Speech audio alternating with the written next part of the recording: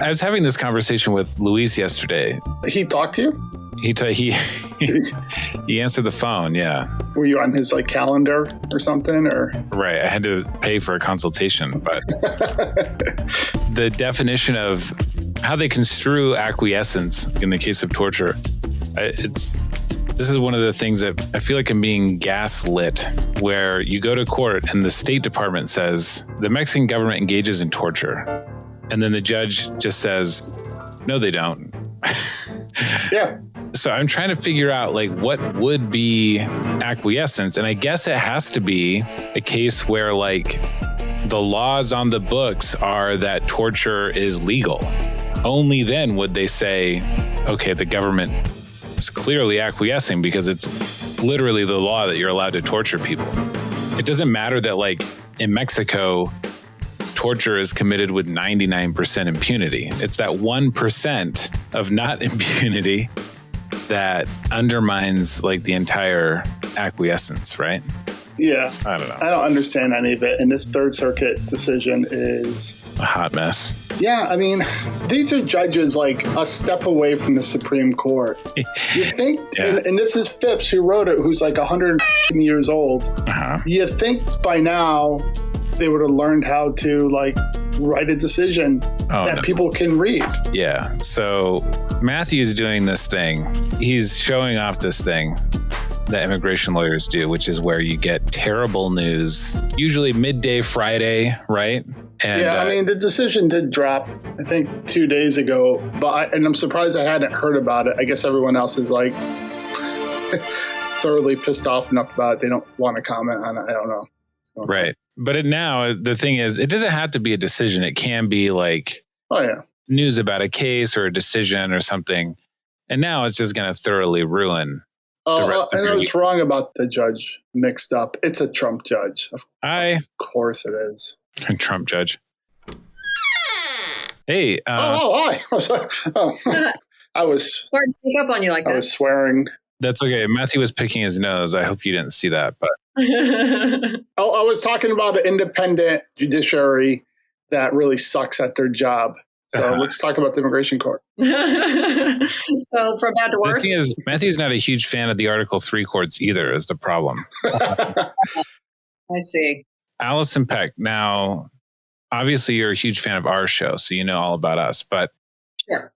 Professor of Law, do you want to go by, should we call you Professor Peck? Doctor.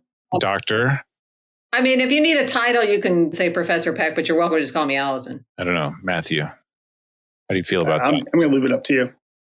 Okay. Thank you for writing this book. Holy cow. I was really excited to get it. Oh, awesome. I feel this particular issue hasn't really been addressed. There's some stuff in Kurz bands if you're, looking to get really bored. All right. So we're joined today. Really happy to have her on, Professor Alison Peck. She's a professor of law and the author of The Accidental History of the U.S. Immigration Courts, War, Fear, and the Roots of Dysfunction. Dysfunction should be underlined, I feel like. Not to give you feedback right off the top, but... Give it to the publisher. It was really their title. Oh, okay, good. I'll send Or it could just be the entire title of the book. I mean, it could just be underlined. Maybe just the word dysfunction on the cover. Just the word dysfunction. They wanted something more descriptive. I guess that's fair. So thanks for coming on the show. Thanks for having me. Really appreciate you taking time for this conversation. So our audience is divided 50-50 between immigration lawyers, and that's me and Matthew. That's that part. and then non-immigration lawyers. Well, me. Yeah. Non-immigration lawyers. That's my mom and my sister. So it's perfectly divided. For people who aren't familiar with what the immigration courts are, maybe you could give us a quick primer to understand sort of where they fit into our judicial system. Right. Or don't fit, as the case may be, which I think is really the important point here. And, immigration lawyers know, but even a lot of non-immigration lawyers don't know that the immigration courts are not really courts. They are not part of the Article 3 federal judiciary. They are not even Article 1 courts set up by Congress to hear specialized statutory issues. What they are is an office of the Department of Justice. So they are, in fact, an office of a law enforcement agency. They answer to the Attorney General. Here's the cat. And We're leaving that in. She has been waiting a long time to make her debut, so she'll be quite a diva about it if that gets cut. Sure. In any event, yes. So they're not courts in any way that we usually understand the term. They are an adjudicative body within a law enforcement agency that has very little other adjudicative responsibility and no other responsibility over the immigration laws, at least since 2002. So it's a real anomaly within the federal government, which is what set me out writing this book in the first place. I taught administrative law for a number of years. So you spend all your time sort of talking about the functions of the executive branch and the structure of government and the relationship between the different branches. And I taught the immigration clinic and was appearing before these immigration courts that were part of the Department of Justice. And it just didn't compute. And, when students would ask me, well, why are the immigration courts in the Department of Justice? I couldn't tell them. I don't know. It doesn't really make any sense to me either. Yeah, it's funny when you read like Supreme Court decisions and even some circuit court decisions, some of the justices and judges will go out of their way to kind of like let you know that they're not real courts. And it is kind of, from our standpoint, it is all entertaining. But I know when I first started practicing, when I first started doing federal court, circuit court work, that you see in the immigration court, the people that work for the government work for the Department of Homeland Security, and the judges work for the Department of Justice. When you lose and you appeal that case, you go up to the Board of Immigration Appeals, which the Board of Immigration Appeals is in the Department of Justice.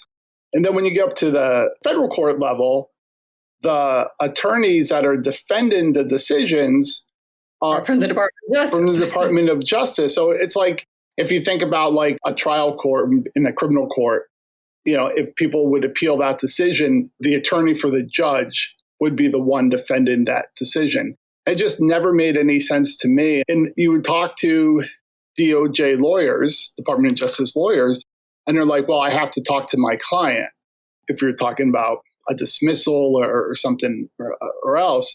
And the client they're talking about is the Department of Homeland Security. When you get into it, it just doesn't make any sense. But I was really interested in, I didn't read the whole book because I just got it. Did you know that you're in it? Yeah, I saw that. I did search. But what I was what was a lot more interested in than my part in the book is how we got to immigration courts as they are constructed now. So I'm kind of, maybe if you can explain, what happened.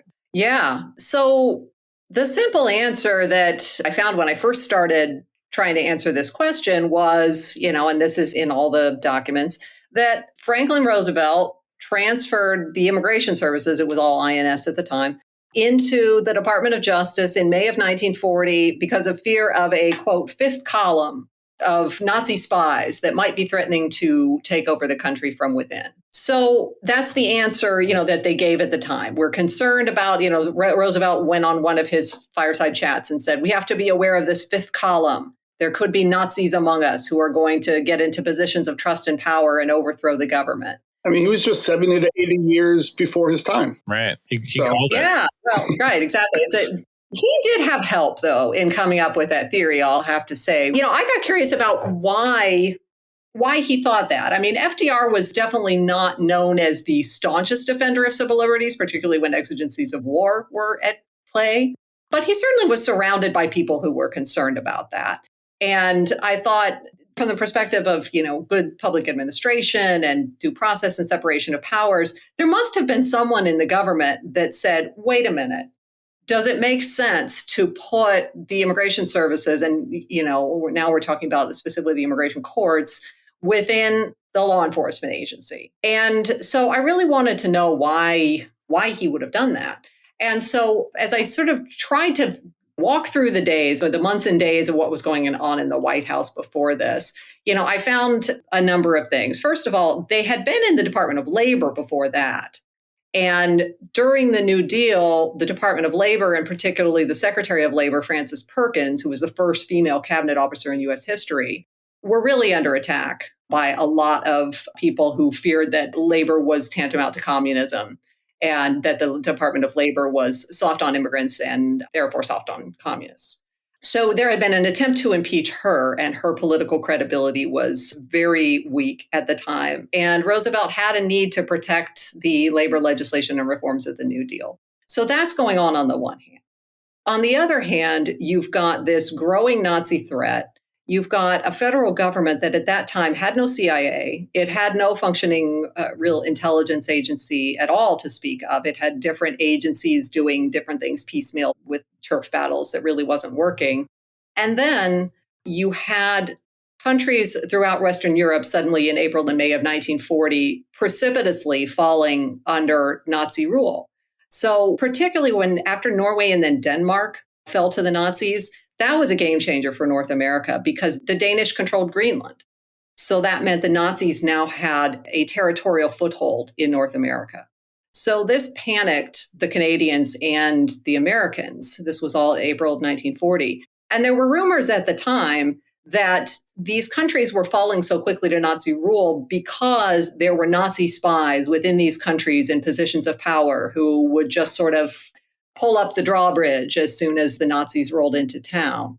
So FDR sent the Undersecretary of State, Sumner Welles, in his place to meet with Hitler, Mussolini, Chamberlain, to figure out really what was going on with the war situation.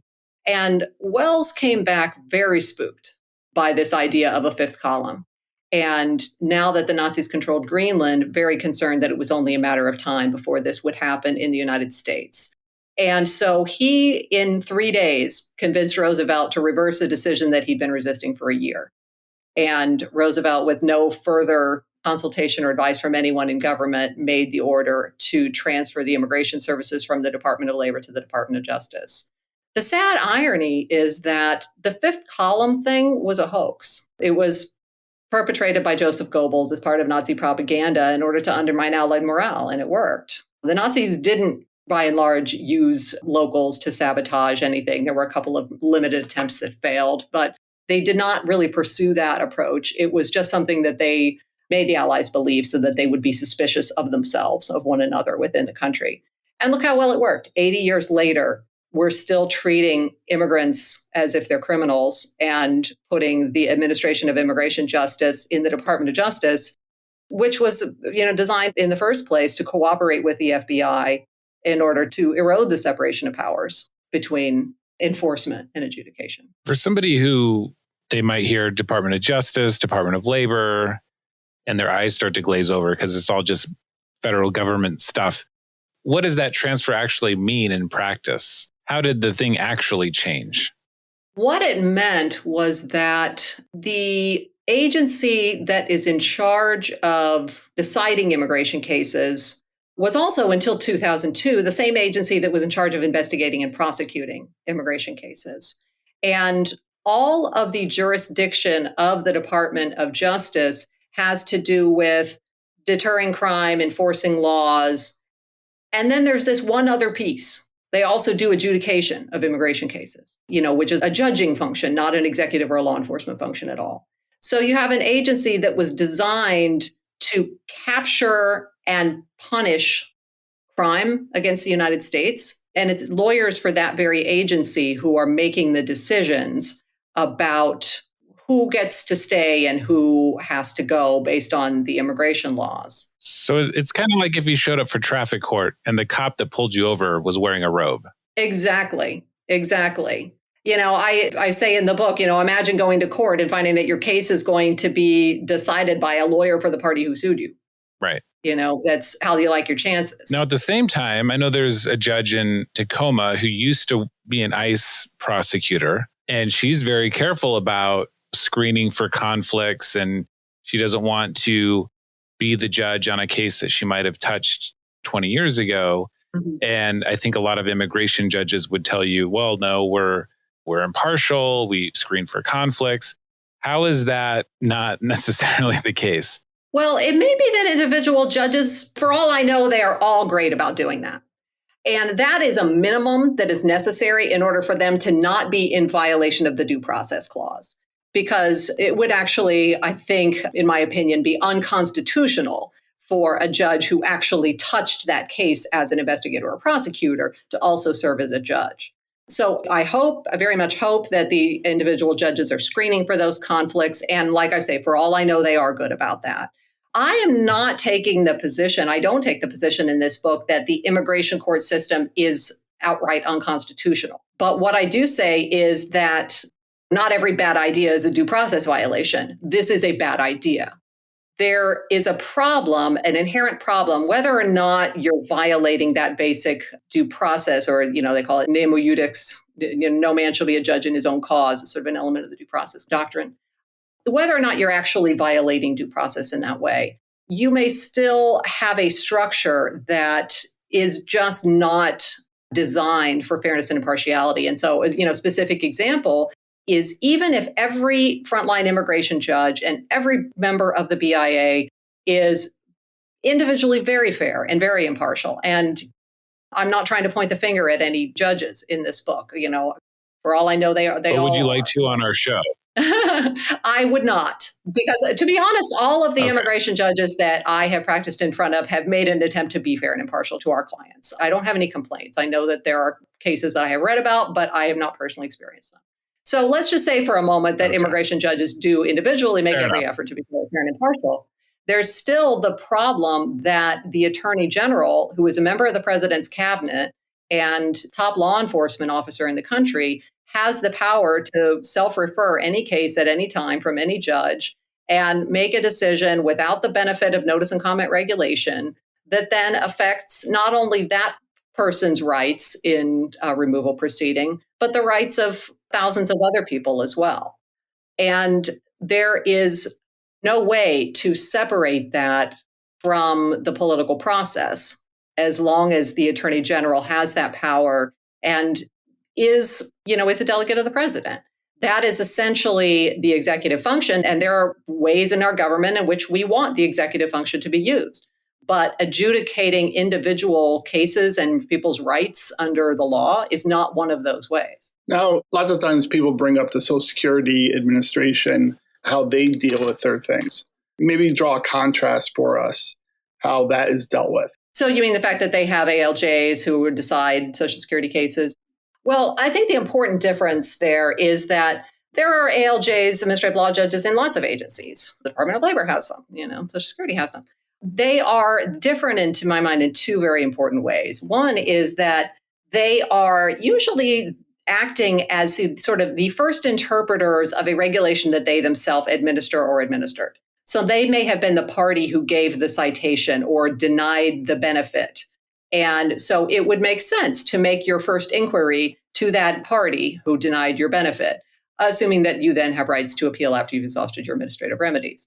Now, the difference in the immigration courts is that the immigration courts and the Department of Justice are not the parties who administer the immigration laws. Before 2002, they were, and that created other problems of the type that I'm going to get to in a minute. But for 20 years, they have not had any other responsibility, almost no other responsibility for administering the immigration laws. And so it doesn't make sense as that sort of, let me go talk to the officer first kind of remedy. And the other thing is that when Social Security is denying a benefit or granting a benefit to somebody, that benefit may be very important individually to that person and to their income and their means, but denying them that benefit does not directly deprive them of a liberty interest. It doesn't imprison them. It doesn't remove them from the country where they're living. It doesn't deprive them of the right to raise their children. So there's an important distinction, I think, that needs to be drawn here between property interests, which is what Social Security ALJs are typically hearing, and the types of liberty and extremely high level liberty interests that are at stake in immigration cases. And, as immigration lawyers, we all know that in many cases, depriving an immigrant or intended immigrant of their liberty to remain in the country may be tantamount to depriving them of their life, because they may be going home to circumstances in which their chances of survival are slim. You actually quoted immigration judge Dana Marks, who's been on this show, by the way. Oh. She called the immigration courts like hearing a death sentence case in traffic court. And this gets into a broader conversation we were hoping to have with you. I think the critique there is meant to be at the traffic court part of the metaphor. But maybe also we shouldn't be having so many death penalty cases, right? So we've had other people on before, including Judge Marks, to talk about the need to move the immigration court out of this traffic court analogy and into an Article 3 court or something, where these types of conflicts that you're talking about don't exist. But it seems to me that you're still hearing hundreds of thousands of death penalty cases where maybe there shouldn't be. And so how do we balance those two things? And if we're advocating for better courts, do we do so at the risk of buying into the idea that these death penalty cases are necessary and good? Sort of perpetuating the system? That's a fair question. And to my mind, it makes sense to proceed stepwise. I've had a lot of folks, as I've had discussions about this book, ask me, well, is this politically viable? Would it be possible to even get a change in the immigration courts? And my answer, based on what I'm seeing so far, is that yes, if there's sufficient public momentum behind it, I think it is politically viable to talk about this. And so we're in a moment where immigration has become, within my lifetime, a different type of issue. It's become a sacred issue to both people on the left and the right, to the point where with these kind of sacralized issues, there's no room for compromise without violating your most deeply held beliefs as a person. So where does that leave us in terms of immigration reform? It leaves us with a Middle East peace conflict kind of divide about immigration. And yet people on both sides of the aisle recognize that the system isn't working very well. There's a lot of dysfunction. I think that's kind of a widely shared belief, and that there needs to be some immigration reform. You have President Bush himself now publishing this book of portraits of immigrants and trying to help foster a conversation about immigration reform. And so it's not something that people don't agree we need some changes about. We just have a very hard time even getting to a civil conversation about what those changes might be. So while I agree with you and am looking into that issue now for future work, the question that you just raised, I think it makes a whole lot of sense to start with what might be the low-hanging fruit here. And when you talk about moving the immigration courts out of the Department of Justice, you're really not talking about changing the underlying immigration laws. You're right to point that out. But maybe that's a good thing, because we can't agree so far on how to do that. But Republicans and Democrats, left-leaning, right-leaning, a lot of people in this country believe that our courts are, or at least should be, fair and impartial adjudicators of people's rights. And in my conversations with people, regardless of political affiliation, they're surprised to learn that the immigration courts are part of the Department of Justice and that they're not really courts. And I've had interest from Republican members of Congress in reading the book. And so I think that there is potential for this issue to be one like DACA, where a lot of people, left or right, realize, yeah, something's not feeling real good here. Something's not quite right here. And maybe this is something we could talk about changing. And I think that would be a good start. If we can hopefully find ways to address what's going on at the global migration crisis in a more sensible way. And I'm very excited to hear more conversations about that and potentially have some meaningful immigration reform on a more substantive level. But at least maybe we could start with the procedural level so that people weren't getting into the immigration court with one, sometimes two or more paths for relief, and then suddenly having a door slammed in their face because the Attorney General hands down a self-referral decision. Well, let me maybe counter that a little bit. My fear is that if you start with this, it will end with this. And you bring up DACA, saying that so many people approve of DACA. And I don't think I have to remind everyone where DACA is at right now. So my fear right now, the laws and the interpretation of the laws, maybe more importantly, are so skewed, they're so racist, they're so bigoted, they're meant to dehumanize the people that they control, that making an independent court now is only going to have independent judges having to interpret and apply these racist and bigoted laws. And also that I feel that if we take this step, that is the step, and that there's not going to be another step. So I understand why we need the independence of The immigration courts, I'm actually not quite sure we actually even need immigration courts. That might be a broader conversation to have. But when I hear talk of incrementalism, and let's just take this because it's easy. One, we see DACA, the DREAM Act was supposed to be easy. It's not. Well, I just think you end up at an end. That's it. And that's my fear. So I was reading your book and I was reminded that I wrote an article back in 2018 advocating for independent courts. And I would like to withdraw that article. I just don't think it's a healthy thing to advocate for. It's a goal, but I just think it's a goal that has to be down the road. That's the way I'm looking at it now. That's a personal opinion. I can't argue, with that. I think a lot of that comes down to one's opinions about the ability of Congress to compromise. It comes down to how one feels about the history of attempts at immigration reform over the past 20, 30, 40 years. It comes down to one's views about incrementalism. There's a lot of things that can play into that. So, I'm not going to sit here and tell you you're wrong. Certainly, I would rather see wholesale immigration reform. It's no problem. He's wrong like all the time. I get it all the time. Yeah, it comes down to getting immigration reform, and sadly, like the low-hanging fruit is like 50 feet in the air, with anything on immigration, and that's just the reality. Right. I will say this about moving the courts into, an independent type of structure in support of this thesis.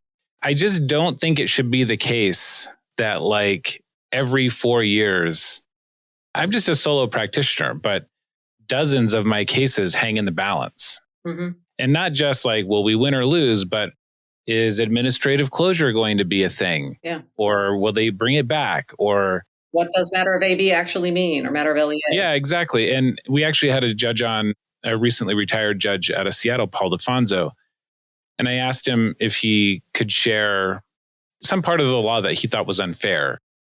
And the example he came up with was a woman who had a good domestic violence-based asylum claim. He was going to grant it. He reserved the decision because the biometrics hadn't been completed and she was pro se. So he set it over for a month or something for her to go get fingerprinted.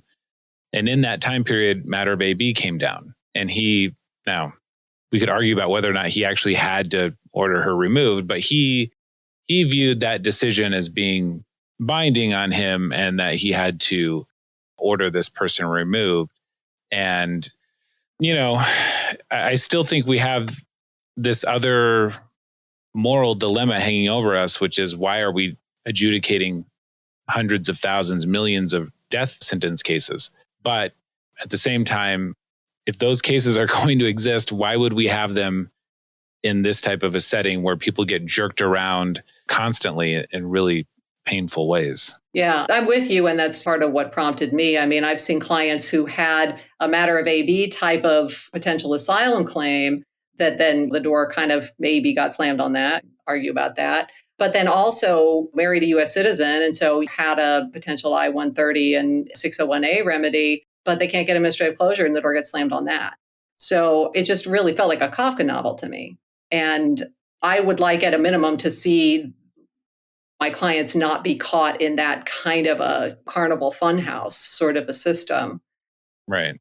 At the same time, I agree with you that it is a Band-Aid in a way to a much deeper problem. One thing that's been really interesting me and is sort of the direction of my research lately is looking at the public charge rule, which, we've been dealing with for 4 years and maybe it's going to go away for a while, but it's still there on the books. And then there's refugee law that develops after World War I, primarily after World War II. The public charge rule goes back to 1882. So we have these kind of two funnels that we kind of run people through when they're coming or trying to come to this country. And yet, if you look at the circumstances of different populations who have been treated under those types of rules, immigrants who are perhaps, pauper likely to become a public charge, and then refugees who had no choice but to leave their country and so therefore are deserving of this international protection. If you look at the circumstances that people were fleeing in the 19th century, many of them would easily resemble the types of cases that we can readily classify as persecution now. I mean, the Irish, with the notorious case of the famine Irish in the mid 19th century, they were under British occupation and were relegated to the least productive plots of land and were devastated by blights, while the English were still exporting food from Ireland. And so it would not be difficult to make a case that there was political persecution or race or nationality persecution against the Irish at that time. And yet that was the origin of the public charge rule before World War I and World War II happened. And then the international community and sort of a parallel track, the United States, realized there are people who should be treated differently because they are forced by circumstances to leave their country. But even within that rubric, you've got now a number of acts in U.S. refugee law that granted relief to, say, Cubans, Vietnamese, Hungarians who were fleeing communist takeovers of their state. And yet we look at that differently than someone from the Northern Triangle of Central America who's fleeing gang takeover of their state. How meaningful are these differences? Right. And yet we have these two systems in the law that have developed and never really been sort of harmonized or collated, and they can be weaponized. My boss at a law school was once in court and the judge stepped out and the trial attorney said, if this case were from Romania or Eastern Europe or anywhere else in the world, it would be an easy grant. It'd be a 5-minute hearing. And the judge is going to deport your guy because he's from Mexico. And we see that all the time. That's definitely true. I think I could write a whole series of accidental history cases, kind of like O'Reilly with his killing books. I think I'm going to write a whole series of accidental history books just about how people get treated in the immigration laws just because we have laws that lag the reality of world migration as we come to understand it slowly. Right. Yeah. When I was practicing in Miami back in 2003, 2004, Venezuelan asylum cases, they were kind of poo-pooed. They're like, what are you talking about? And it wasn't until later on that all of a sudden it's like, oh yeah, I guess Chavez isn't the best guy. And there are these bad things going on. But at first they were kind of difficult. But if we're going to talk about independent courts, can we at least have Merrick Garland not be independent for just a little bit and do away with all this from the Trump era? Can we just kind of maybe agree on that? Let's set the table. A little middle ground. I want Merrick Garland to be biased and political just for a little bit, and then maybe we can wipe the slate clean. Maybe that's a compromise we can have. Well, that makes me really uncomfortable, partly because I live in West Virginia. And if you were sitting around having coffee with somebody in West Virginia and you heard them say, I just want the Attorney General to be political for just a little while, they'd probably be talking about a different agenda. And in 4 years, it might be that agenda. No. We get it done now, then we put a cap on it. Yeah. Then we put a cap on it. Just do it now. And then just do it now. And then we'll move it to Article 3 where he can't touch it is the idea. I don't think you get very far long term. I mean, we've also got a deep political crisis in this country that is a bigger subject. But as somebody who lives in a politically diverse household and a politically diverse community, I am very interested in that. I am not quick to just ascribe evil motives to my friends and neighbors or, my family. And I am very interested in understanding what they see from, there's sort of the metaphor of, there's a statue and I'm standing on this side of it and you're standing on that side of it. And I describe the statue and I say, oh, it's marble. And you describe the statue and you say, no, it's iron. Well, it may be that it actually is both, but it just depends on what the perspective from which you're looking. And so I don't think it advances us as a country ultimately to be like, well, my guy's in, so let me do what I want. Let me advance this agenda now. I wish that the Trump administration had not done it, and I don't really want to see the Biden administration do it. Well, so if we went to the independent courts now, just explain from what you would like to say or how that would look. How would AG cases from William Barr and Whitaker and Matter of AB and LEA, how would they be treated? Would they just be settled law or how would it work? You mean the actual past cases? Yeah. So let's say tomorrow we have independent courts. Professor Peck, you do it. Right. And how would it look? When we walked into court, what are the rules that we're working with? Well, as far as the cases that have already been handed down by the AG, particularly with matter of AB and matter of LEA, I mean, to my reading, those cases don't actually change anything, which, I think you were referring to earlier, Steve. And I don't think they really could, because the AG can't rewrite the law. All the AG can do is interpret the law. And so as long as there is already law about what it takes to establish that you're a member of a particular social group, I don't think the dictum from the Attorney General really changes that. And some appellate courts have said that, and more immigration judges are acting accordingly. And so I think that is a matter that can be dealt with that way. It can also be dealt with by Congress. So I would certainly like to see some clarity on that from Congress. As far as how the courts would function then, I mean, to me, one of the greatest benefits of having this independent Article 1 court system is that it's entirely removed from the executive branch, except for the fact that the president gets to nominate members. I mean, this would be, according to the ALA, FBA, recommendation, which seems sound to me. Or recommendations from FAIR for the judges. Oh, right, sure. Sure. So if it were to be structured similarly to the tax courts, the president nominates members of the appellate body with the advice and consent of the Senate. You've got an avenue for there to be some political input into who is on the court. And then after that point, they serve a long term, maybe a 15-year term. And there's no self-referral power by any executive officer. So what would the term be? I suggested 15 years. That's an example. Right. Based on, other Article 1 courts. So a long term, but not life tenure. And then the decisions of the immigration judges would go to an appellate body, and the decisions of that appellate body would go directly to the Court of Appeals. I mean, what would the appellate body be? Because now we have the BIA.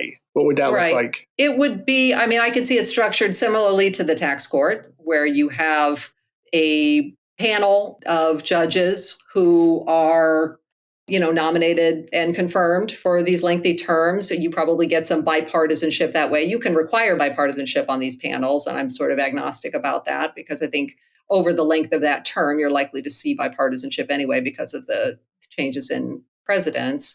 And then they are simply the last resort within that body for appeals of those cases. I think they typically, in other Article 1 courts, function in panels rather than sort of sitting en banc very often. But then decisions of that court go to the courts of appeals on appeal. Right. So it doesn't function that differently from the BIA. The main difference is how the judges are put there, the process through which they're put there, and what happens if you don't agree with their decision. Right. Well, the book is excellent, and it's The Accidental History of the U.S. Immigration Courts. Professor Alison Peck, thank you for joining us. Thank you for being so generous with your time. Sorry if we went a little long. How can people get the book? Yeah. You can buy it on Amazon. You can buy it on Indie Books, Barnes & Noble. And I believe it goes on sale next Wednesday. Yeah, and I encourage people to get it, because it is the parts I'm reading on the history, I think, and that you alluded to with during World War II and Franklin Delano Roosevelt are really interesting things that I did not know. And I think explains a lot as to where we are today. So thank you for writing it. Thank you. Thanks very much for having me. And I'm glad you found that history valuable. I found it very eye-opening and explained a lot for me, too. And hopefully it will for others, whether they're practicing in this area or not. Yeah, me and Stephen thought it was just a bunch of monkeys in a room that, like on a typewriter, that came up with it, but apparently not. It was accidental, but not quite that random. And, but it's sort of tragic in a tragic choices sort of way, when you realize that this threat that they made this sort of crazy, admittedly irrational decision from a perspective of public administration based on this threat that turned out to just be Nazi. But isn't that the same? That's how we got DHS. That's how we got DHS. And I mean, 9/11 is real. It really happened. I'm not here to say Bush did 9/11. But the knee-jerk overreaction, overcompensation, it seems to be history repeating itself on some level. Yes. And I don't know if you've gotten to this part of the book yet, but there are a couple of chapters in the book where I talk about what happened in the drafting of the Homeland Security Act, because that was a moment in which there was actually a movement to reform the structure of the immigration courts. and it got swept away and lost. And there were a couple of staff members who worked on the legislation at the time who were kind enough to share their experiences because the legislative history is so scant because it happened so fast. And so I was able to get a little bit of insight into how that sausage was made. And it's also an unfortunate story that you're right. Right. Yeah. And I also believe it was the DREAM Act was just about to be passed, or at least some comprehensive immigration reform. Then we had the Boston bombing that put that aside. So all of our struggles with immigration reform, even when it's looking good, there's this one incident that will put it back. And, right. Hopefully we can get something meaningful. It'll be interesting to see what tragedy stops immigration reform this year. Is that what you're saying? I know. Exactly. And I really appreciate you having me on the podcast because I think this is an important moment to be taking advantage of. Well, and I was going to say, I don't want to lecture you. You're the professor, but I found out during this interview, you live in West Virginia. Mm-hmm. And so, I mean, I can write my... You want me to talk to Manchin? I can write my senators all I want, but I got a couple of lefties in my, up here in Washington State. Yeah, and I live in Jersey, so... So this really all comes down to you is what I'm trying to say. Working on it. I don't know how many times you're calling his office per day, but it's got to be more. Okay? Trust me, I'm working on it. All right. Thank you so much. Thank you.